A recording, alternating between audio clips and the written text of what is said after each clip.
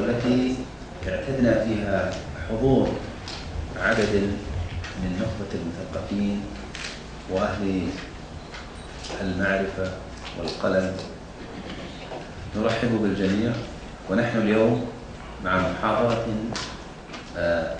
نرجو إن شاء الله أن تكون حافلة بعنوان النموذج التركي في الشرق الأوسط، وهي تواكب الحدث وفي وقتها من إنسان خبير في هذا الموضوع هو سعادة الأستاذ عبد الله بن هاجس الشمري، ويقدمه في إدارة الندوة سعادة الدكتور سهيل صابان صاحب الخبرة المعروفة في الوثائق العثمانية.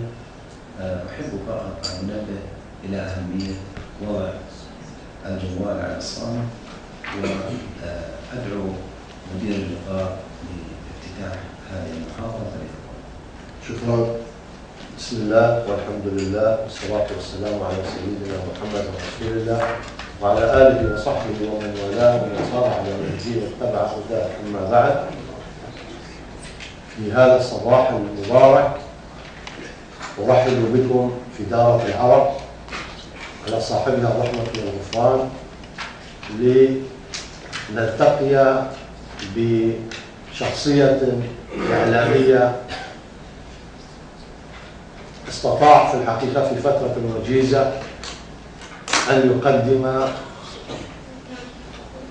معلومات كثيرة عن سياسة تركيا الراهنة وعن العلاقات التركية السعودية بشكل خاص وعلاقات تركيا بالعالم العربي بشكل عام. هو في الحقيقة أخ زميل تعرفت عليه قبل أكثر من 5 سنوات، وهو خير من يتحدث في هذا الموضوع بسبب مكوثه في تركيا أو إقامته في تركيا لمدة 6 سنوات على وجه التقريب. كان يعمل في السفارة السعودية بأنقرة، استغل وقته فحصل على الماجستير من جامعة هاجتبة بأنقرة، وبحسب ما قرأته يوم أمس فإنه يحضر رسالة الدكتوراه، وله نشاط واسع في الجانب الإعلامي وفي الندوات العلمية الإقليمية المحلية والإقليمية المتخصصة، وله حضور متميز في الإعلام الخارجي وليس فقط في الإعلام الداخلي. كان آخر مشاركة له يوم أمس لقناة الجزيرة الساعة 9:30 مساء، وكان تحليله تحليلا منطقيا عن بعض الأحداث الجارية في الوقت الراهن، وهو يتقن طبعا اللغة التركية، واستطاع بهذه الخبرة والملكة التي تملكها أن يقدم الشيء الذي لا يستطيع في الحقيقة أن يقدم غيره، وبالتالي جاءت تحليلاته والموضوعات التي تطرق إليها منطقية بشكل كبير، وله أوراق عمل في الندوات العلمية كما سبق أن تحدثت عنه. وفي العام الماضي نحن في كلية الآداب استضفناه في برنامج التواصل عن موضوع مقارب لهذا الموضوع، كما استضافه قسم السياسة قبل ذلك بسنة بكلية الحقوق والعلوم السياسية أيضا عندنا جامعة الملك سعود. لا أريد أن أستأثر بالحديث لأترك له المجال، وبهذه العجالة أرحب باسم دارة العرب بسعادة الملحق التعليمي بالسفارة التركية الأستاذ حمزة شاهين، وأترك المجال للمحاضر في غضون 35 دقيقة، فليتفضل مشكورا. شكرا دكتور. بسم الله الرحمن الرحيم، الحمد لله والصلاة والسلام على أشرف الأنبياء والمرسلين سيدنا ونبينا محمد وعلى آله وصحبه وسلم. أتقدم بالشكر لكافة الحضور ولمن رشحني وكان حسن الظن فيني، وأتمنى إن شاء الله أن أكون عند حسن الظن. وأيضا أترحم على صاحب هذه الجمعة الثقافية وعلى الوفاء من أولاده ومحبيه الذين استمروا بعد وفاته، وإلى إن شاء الله ما شاء الله أن تكون هذه الخميسية. طبعا الموضوع وكما لا يخفى عليكم موضوع النموذج التركي في الشرق الأوسط، وهذا الموضوع منذ عقد تقريبا، منذ حوالي 10 سنوات سيطر هذا الموضوع تقريبا على نقاشات النخب السياسية وحتى العامة بشكل عام في الشرق الأوسط.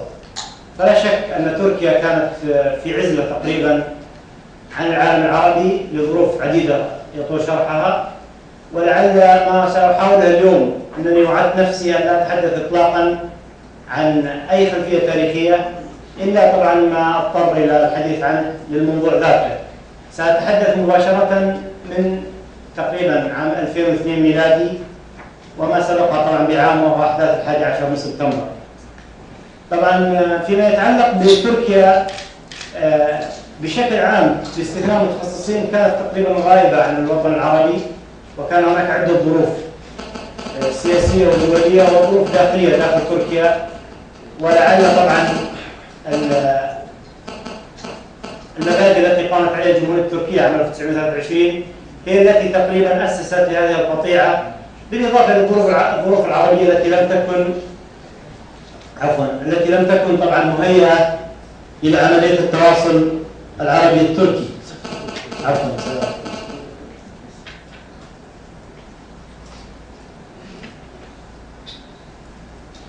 طبعا حاولت اليوم قدر الإمكان أن أكون علميا في الطرح، وسأستعرض في البداية أحدث استطلاع أجراه أكبر معهد في تركيا عن نظرة العرب إلى تركيا ونظرة العرب تحديدا إلى النموذج التركي.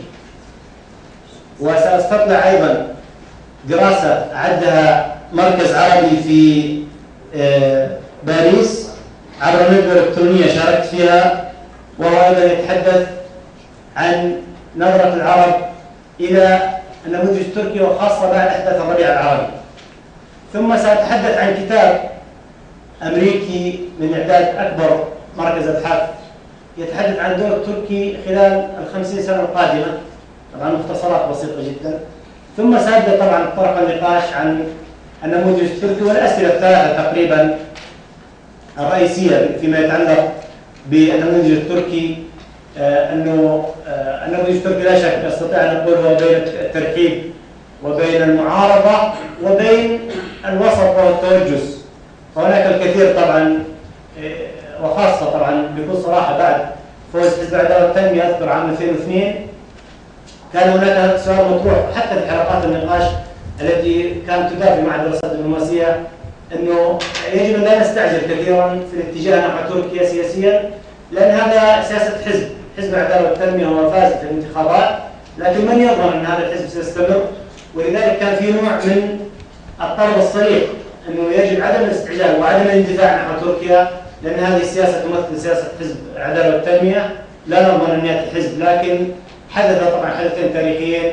عام 2007 رفع الحزب رصيده طبعا من 34% إلى 46%، ثم حصل على رئاسة الجمهورية عام 2007 على الرئيس عبد الله جول من الحزب. ثم في انتخابات 2011 كانت المفاجأة السارة طبعا لمحبي تركيا، وحصول الحزب على نسبة تجاوزت 50%، وبالتالي أثبت الحزب طبعا من خلال هذا التواصل والتدرج في الفوز أنه يمثل تركيا، وأن السياسة الحالية التركية تجاه الوطن العربي هي سياسة دولة وليست سياسة حزب. طبعا سأبدأ بشرح، وهو طبعا شرح تقريبا يستند على العلمية، وكان لي طبعا مشاركة بسيطة جدا، وهذه على فكرة هذه الدراسة منشورة في عدة مجلات وكتب عربية، ولعل أبرزها طبعا مجلة شؤون أوسطية، وهي تقريبا المجلة اللبنانية مديرها الأستاذ الدكتور محمد نور الدين، وهو متخصص تقريبا في الدراسات التركية. السؤال الأول عن صورة تركيا في الشرق الأوسط.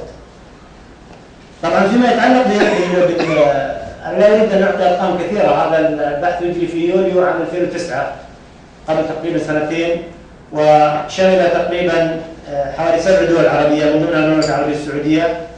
وجاءت الدراسة كما تشاهدون أمامكم.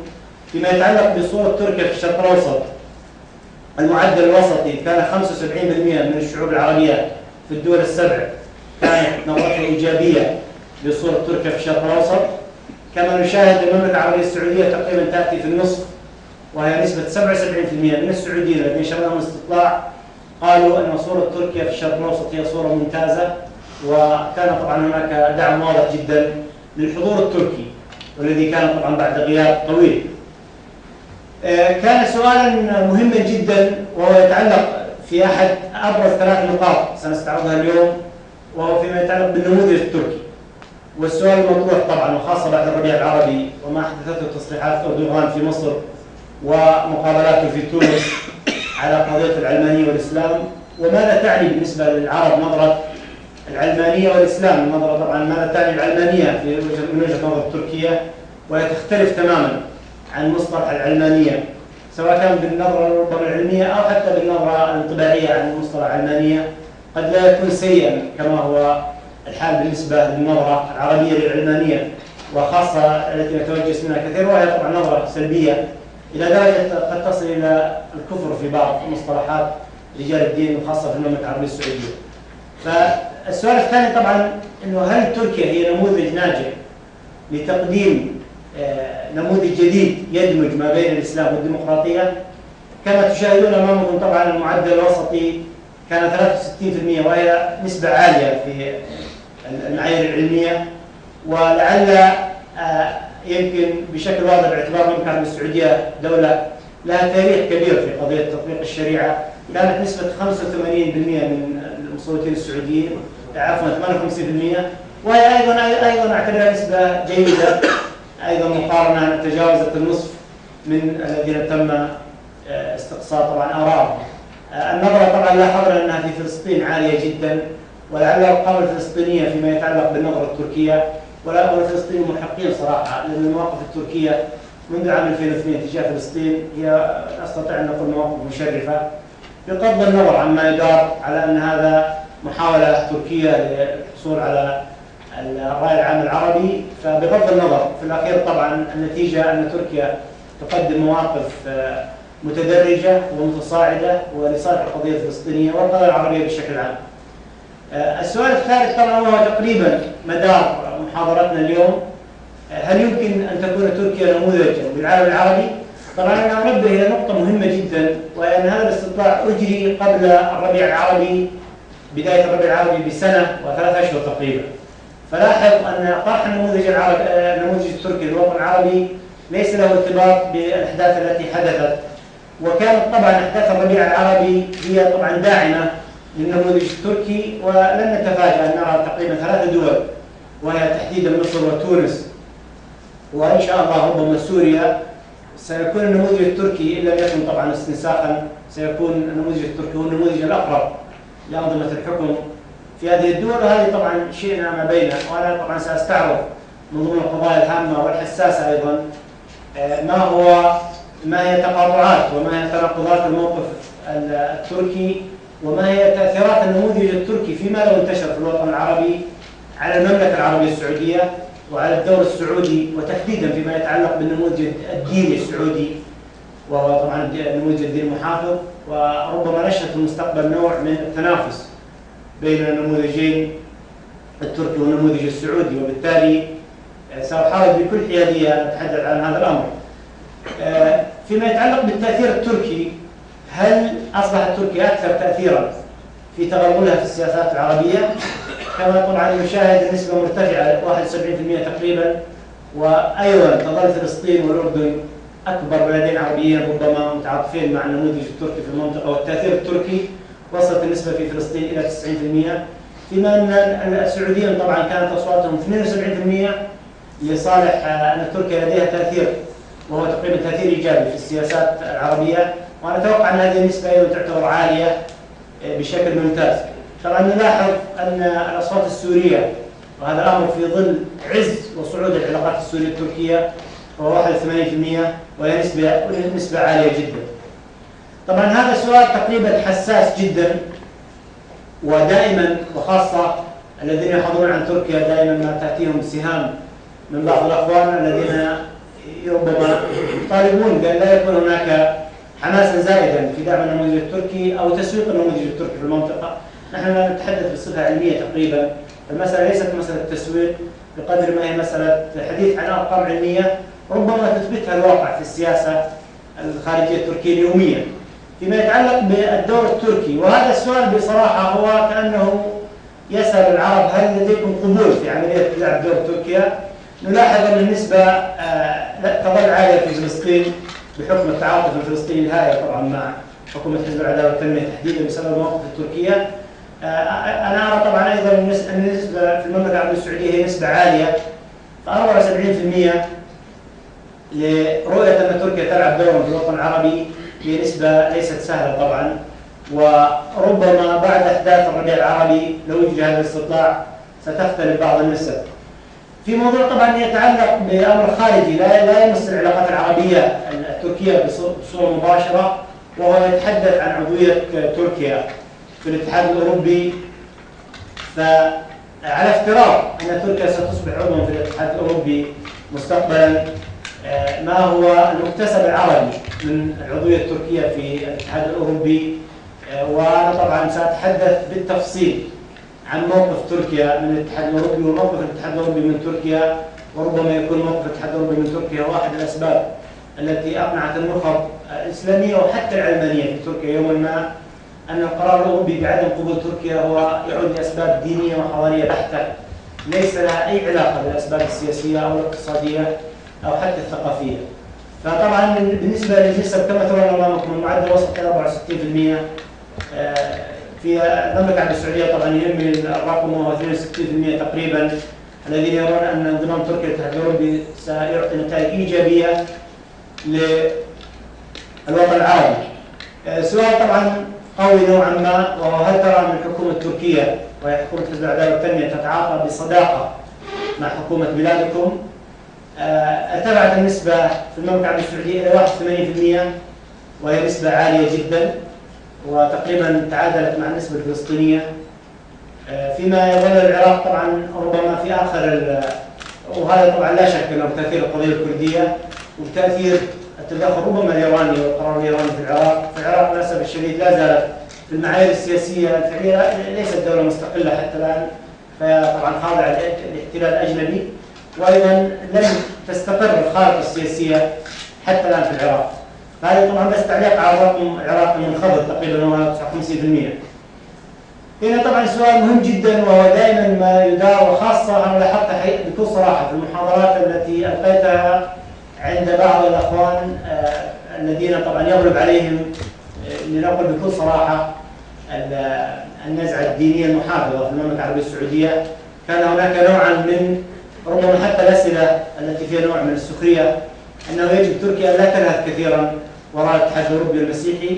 تركيا هي دولة طبعا لها تاريخها فيجب أن تحافظ على وجودها في الشرق الأوسط، وهناك حساسية من بعض الأخوان طبعا الذين طبعا لديهم ربما حتى أدلجة في بعض الأفكار أن تركيا يجب أن لا، وهذه النظرة ربما ليست تكون نظرة حاصرة ليس سرا. وأنا أتحدث على يسار طبعا الدكتور سهيل وأيضا على يمين الضيف التركي أن الاتحاد الأوروبي كان له أفضال كبيرة على الديمقراطية في تركيا، ولست أبالغ أن التعددية السياسية في تركيا التي بدأت عام 1945 لولا طبعا ضغوط بدايات المفاوضات مع الاتحاد الأوروبي قبل تشكله، وأيضا طلبات حلف الناتو قبل انضمام تركيا إليه، ربما لم تصل تركيا إلى ما وصلت إليه من نموذج ديمقراطي نستطيع أن نقول أنه جيد جدا إن لم يكن طبعا ممتاز في المعايير الديمقراطية العالمية. فيما يتعلق طبعا بدعم الدول العربية لانضمام أول دولة إسلامية للاتحاد الأوروبي، نجد طبعا وكما ذكرت لكم أنا لست مستغربا أقل نسبة هي النسبة السعودية 50%، وهذا النظرة الحساسية طبعا الموجودة لدينا من ربما الاتحاد الأوروبي الذي ينظر إلى النظرة المسيحية على أنه طبعا اتحاد مسيحي. فيما ظلت النسبة محافظة في الخمسينات حتى، وهي نسبة قليلة مقارنة مع طبعا النسب. هذا طبعا انتهى فيما يتعلق بالاستطلاع الذي يجراه معهد الدراسات التركية للشؤون الاقتصادية والاجتماعية. إذا طبعا نخرج من خلال العرض السابق أن هناك نظرة إيجابية بشكل عام لتركيا، هناك ارتياح للدور التركي في المنطقة، وهناك نظرة تفاؤلية فيما يتعلق بتأثير تركيا على مجريات الأحداث في منطقة الشرق الأوسط. وجميع هذه الاستطلاعات حدثت في ظل ظروف الحكومات السابقة، وخاصة في الدول اللي فيها مثل سوريا وتونس تقريبا ومصر. فبالتالي هذا فيما يتعلق بنتائج استطلاع مركز الدراسات التركية. مركز الدراسات العربي الأوروبي، طبعا هو مركز ربما معروف لديكم، قام قبل فترة بإجراء ندوة إلكترونية، وكان لي شرف المشاركة فيها بكثافة. طبعا مركز الدراسات العربي الأوروبي هو مركز تقريبا يدار بإدارة السعودية في باريس، قام بطرح سؤال هام جدا، وهو كيف تقيمون الدور التركي الذي تلعبه تركيا في المنطقة؟ أهمية استطلاع هذا تقريبا الإلكتروني، والذي طبعا هو موجود في موقع المركز، أنه حدث في تقريبا بعد تغير أنظمة 3 دول في الوطن العربي، وهي طبعا مصر وتونس وليبيا. والآن طبعا هناك دول لا زال فيها الربيع العربي نشيطا، وهي خاصة سوريا واليمن. فبالتالي أهمية هذا الاستطلاع أنه استطلاع حديث، وهناك أيضا بعض الآراء الجريئة ونوعا ما من النفس المعارض لعدم الرغبة بزيادة النفوذ التركي، لأنه بصراحة هو سؤال مطروح، وأنا شخصيا لا أريد أن أشخصن، لكن سبق أن أجبت عليه في القناة العربية، أن الدور التركي في الشرق الأوسط هو مقبول حتى هذه الحدود. وفي هذا طبعا يعني في حد هذه الحدود، لأن زيادة الدور التركي، وأنا أتحدث هنا بصفة سياسية بحتة بشكل مبالغ فيه، لا شك أنه سيؤثر على المصالح العربية، وخاصة المصالح السعودية، باعتبار المملكة العربية السعودية هي أكبر دولة عربية، هي طبعا لديها قدرات اقتصادية وبشرية وتاريخية تقريبا ودينية باعتبار الحرمين الشريفين في الأراضي السعودية. وبالتالي زيادة الدور التركي لا شك أنها ستؤثر على الدور السعودي في المنطقة. لكن هنا يأتي الفن ربما والتفاؤل أن تنسيقا سعوديا تركيا مثاليا طبعا سيؤدي إلى دفع دور البلدين إلى الزيادة والتأثير، ليس فقط في منطقة الشرق الأوسط، وإنما طبعا أنا أحلم بأن تنسيقا سعوديا تركيا سيعطي قوة جديدة في الشرق الأوسط. وسأتحدث طبعا لاحقا عن زيادة أهمية التنسيق السعودي التركي، وخاصة بعد 11 من سبتمبر ودخول القوات الأمريكية للعراق وزوال العراق للأسف الشديد حتى الآن من خارطة التأثير العربي تقريبا. يعني واحداث التاريخ أيضا الربيع العربي، وخاصة فيما يتعلق في سوريا، أثبتت أن المملكة العربية السعودية وتركيا هما بلدان تقريبا قريبان إلى بعضهم البعض، سواء كان شاءوا أو أبوا. والموقف السعودي السوري، الموقف السعودي التركي من الأحداث في سوريا ربما أعطى هذا. طبعا النتيجة هي نتيجة عجيبة تقريبا. هناك 8% من الذين صوتوا وشاركوا وهي موجودة في الموقع يعتبرون أن تركيا ستكون شرطي أمريكا المقبل في المنطقة. وأنا طبعا من خلال ربما متابعة يومية كان النفس الديني تقريبا، وخاصة أن المشاركة كانت كثيفة من المملكة العربية السعودية، أن هناك من يرى، وهذا طبعا ليس سرا ولا الأخوان الأتراك يعرفون ذلك، أن هناك تيار في تركيا ربما لا يتجاوز 5%، وهو تيار نجم الدين المكان رحمه الله، يرى أن حكومة حزب العدالة والتنمية هي حكومة تعمل وفق أجندة أمريكية، وأنه لولا الدعم الأمريكي لأردوغان بالذات الذي كان في السجن وممنوع المشاركة السياسية ما كان أردوغان يصل للحكم. وأنا طبعا سأتحدث عن هذه الأمور باعتبارها أمور مطروحة حتى في داخل الشارع التركي. ويمكن عفوا لا أريد أن أتحدث شخصيا، لكن أذكر مرة دخلت في تارتشمان طبعا باللغة التركية مصطلح خاص، وهو نقاش حاد مع ضيف تركي في برنامج بانوراما في قناة عربية، كان يتهم أردوغان بأنه عميل للصهيونية العالمية وعميل للإمبريالية الدولية في برنامج في قناة عربية، وهو طبعا كان يرى من وجهة نظره. فيما يتعلق بنسبة تقييم الدور التركي في المنطقة في شهر أغسطس 2011، 37% من الذين شاركوا أيضا، وهي طبعا نتيجة عجيبة، أثبتوا عدم ثقتهم بالدور الذي تلعبه تركيا في المنطقة.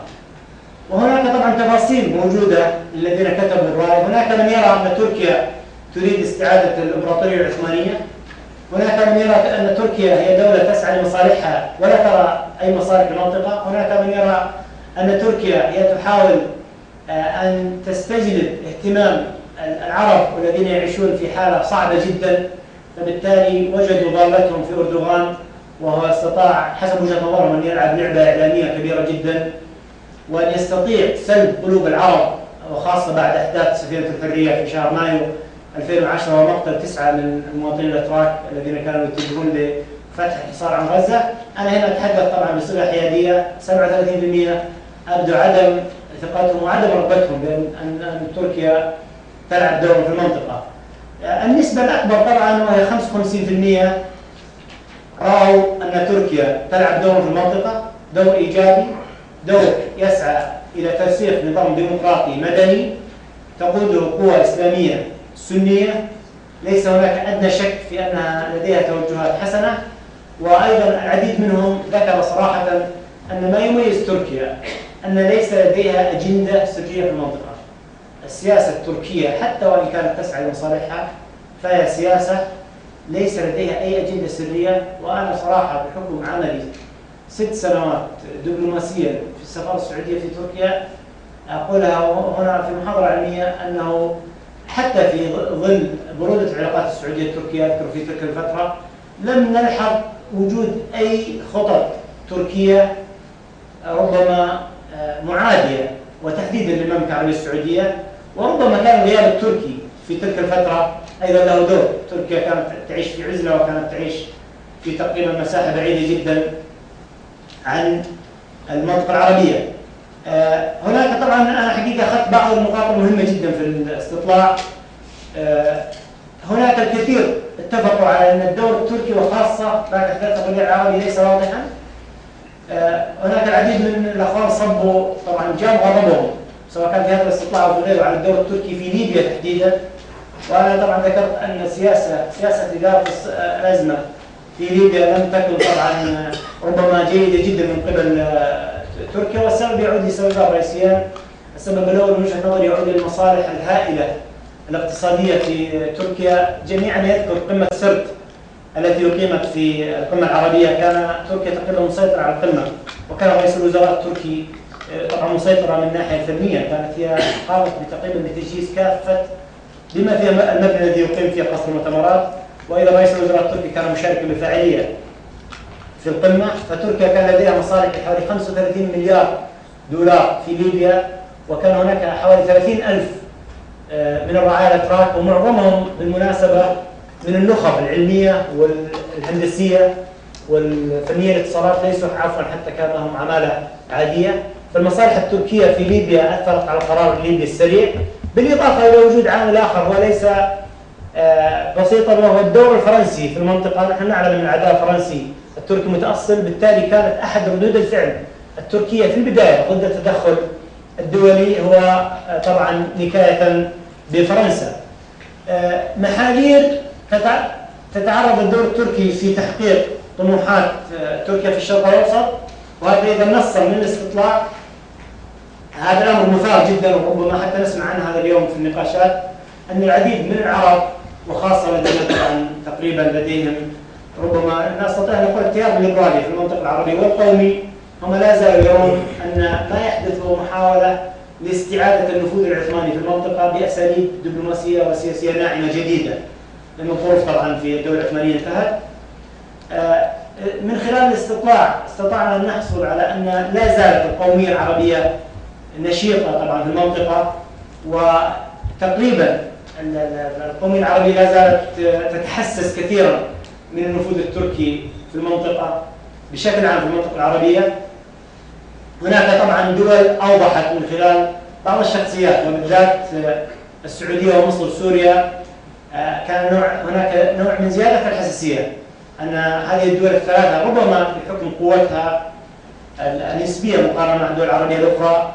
هذا الأمر لم نلحظه مثلا في الإمارات أو في قطر أو في الكويت الذين كانت آراءهم طبعا ربما داعمة للتأثير التركي في المنطقة. السعوديين بشكل عام والمصريين والسوريين كان لديهم نوعا من لا أستطيع أن أقول معارضة، ولكن نوع من التحفظ القوي على وجود وزيادة للدور التركي في المنطقة. أنا طبعا حاولت قمت بترجمة كما ذكرت لكم جزء كبير من كتاب 100 سنة قادمة والكتاب طبعا من أهم الكتب التي طرحت خلال عام 2010 تقريبا في الولايات المتحدة الأمريكية. ركز هذا الكتاب على الدور التركي إلى عام 2090. طبعا يعني نعيش إن شاء الله إلى آخر عمرنا في صحة وعافية جميعا.